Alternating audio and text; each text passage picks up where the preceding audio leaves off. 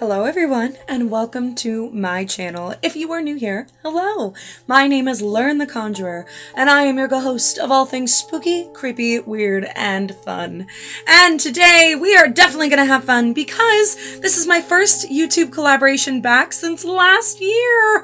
Wow!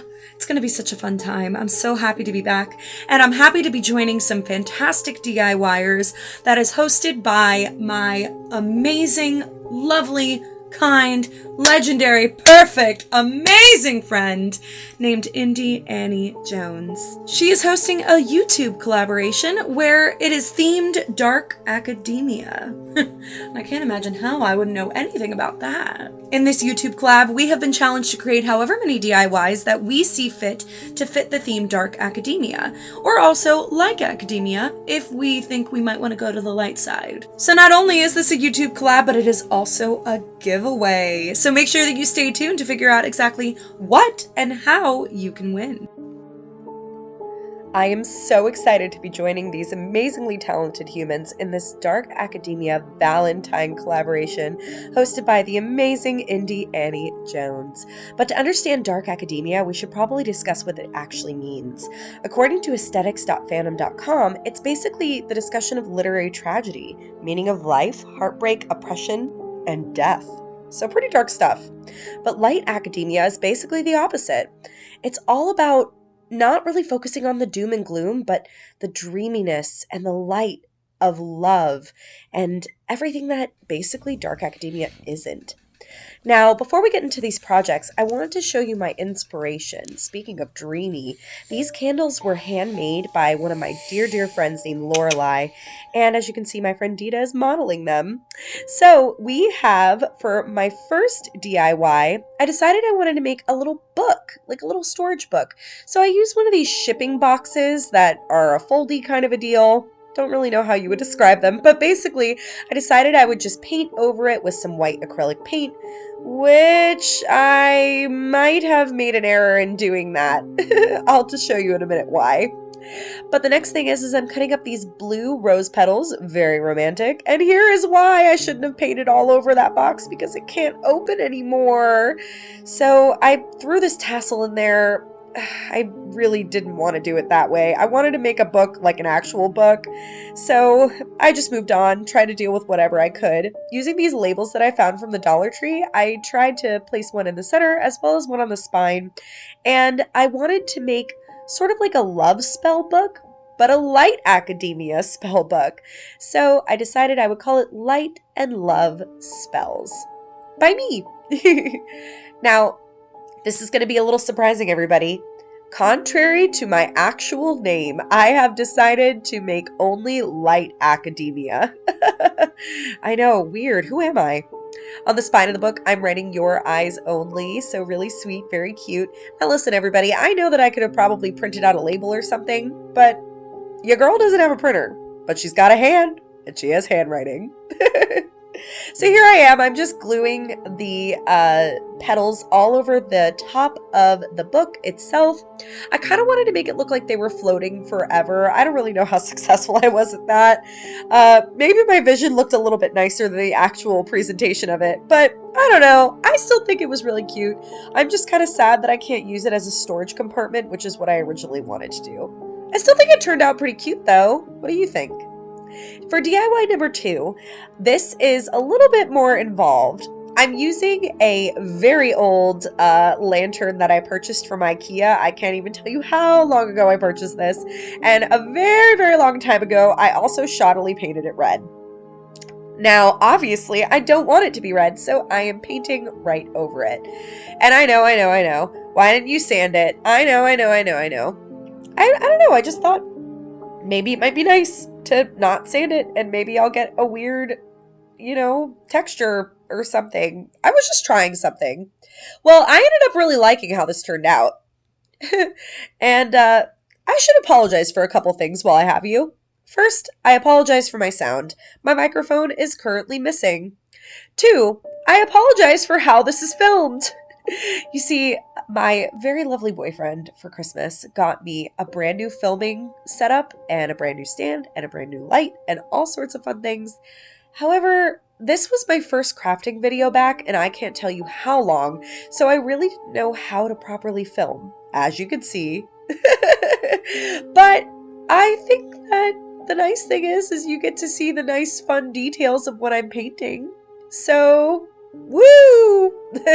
Anyway, now that the lantern is painted entirely white, I am going in with blue accents, almost like a blue cloud effect. And I'm going to do that sporadically through the top of the lantern. Now, the lantern has these really adorable stars all over it, so I really wanted to embrace that celestial feeling that those candles have given me as far as inspiration goes, and I decided I didn't want to like cover it entirely in that blue, I just wanted accents. So I decided, since I'm going to accent all over the lantern, I would then go in with gold to create those beautiful designs of the celestial map. Now, you're probably wondering, how is this considered light academia? Okay, first off, go with me here. Imagine you're in this really beautiful space library. Just go with me. Space library. And you like see a planetarium and all the stars, and maybe there's a moon in there and the sun's there. I wanted that feeling, but in a lantern. So here I am. I'm starting with that design, and here I'm creating a sun. Oh gosh, I'm so sorry for my voice, everybody. I'm recovering from a sinus infection, so please excuse how weird I must sound. Anyway, here I am with painting all my little details for my sun. I'm going to go in there and make sure that it's nice and opaque instead of having that blue still in there. I did toy with the idea of potentially putting faces into the sun and also the other shapes that I would create, but I don't know. I think that it's sweet without it, so I just decided to leave it be. Oh, as you know, this is a giveaway collaboration. Woo! We love free stuff. Okay, so what are you winning? Well, I'll tell you. You see, Annie has some fantastically spooky goodies that she is giving away that she received from Michaels, which who doesn't love Michaels, honestly? So if you want to win some deliciously spooky loveliness that you could potentially gift to your Valentine this year, well, go ahead and make sure to watch every single video in this playlist and be sure to answer everyone's questions in the comments. Everyone will have different questions, so make sure that you go ahead and listen for that. Now, my question is a fun one, I think, and it's going to start with this premise. First of all, you might notice that the candle that I showed you earlier is basically heavily inspired by the 1990s celestial theming that we saw all the time back then. And I was even told that in the 70s it was pretty popular too. I was not alive during the 70s, so if someone wants to tell me if I'm right or if I'm wrong, feel free to do that in the comments down below. But I loved the 1990s celestials. Oh, it was just so nice. The deep blues with the gold shapes of the suns and the moons and the stars. I mean, you name it, I had it. I had shelving, I had wallpaper, I had curtains, I had bed sheets. Ah, I was living my best celestial life, and it honestly translates into what I have now. Which is why I really wanted to do this for light academia, because it just brings me back to a dreamy time. And really, like, I think that that's what light academia is. It's all dreamy and just, you know, the opposite of dark. So I really wanted to embody that in these projects. So my question is, if you could be a sun, a moon, or a star, what would it be? Go ahead and answer that in the comments down below. And I'm going to give you my answer right now. I would be a moon because I'm obsessed with the moon, first of all. Like, you know how sometimes you're out at night and you look at the sky and you see the moon and you're like, oh, she is just so beautiful. I want to be a moon. Not because I want to be beautiful. Like, I believe in myself and I feel like I am, because we all are beautiful. But I just think the moon is fascinating and I've always loved it. And it probably is also because as a child, I loved Sailor Moon, and I still do to this day. So obviously that has translated into my adulthood. Anyway, as you can see here, I'm slowly just making sure that all of the shapes are nice and opaque and that we can see them. But I also went through with some dark blue paint to highlight a little bit and give a little bit extra detail. Now, even though I said that I want to be a moon, I'm gonna confess something because I feel like it's just us, right? So let me just say this. I love moons, but I've never been good at painting them. Never. I've never been good at painting moons. And, well, specifically, I should say crescent moons. I just have never been. Like, they always look like lopsided C's. So, you can see here, I'm going really, really slow because I'm trying not to be lopsided, but I failed. I failed. Like, here you go. Right here, I failed. There it is. There it is. I'm failing right now. I realize, I should stop saying such negative things because one, like academia, is not about negative. But I also think that, and I've said this before in my previous art videos, I was told by a second grade art teacher of mine that there is no such thing as mistakes in art. So I guess I should probably be eating my words here. But I really did try, but I can't ever paint a moon to not be lopsided. And here you go. See, like it's totally lopsided, but oh well. I like it. It's fine.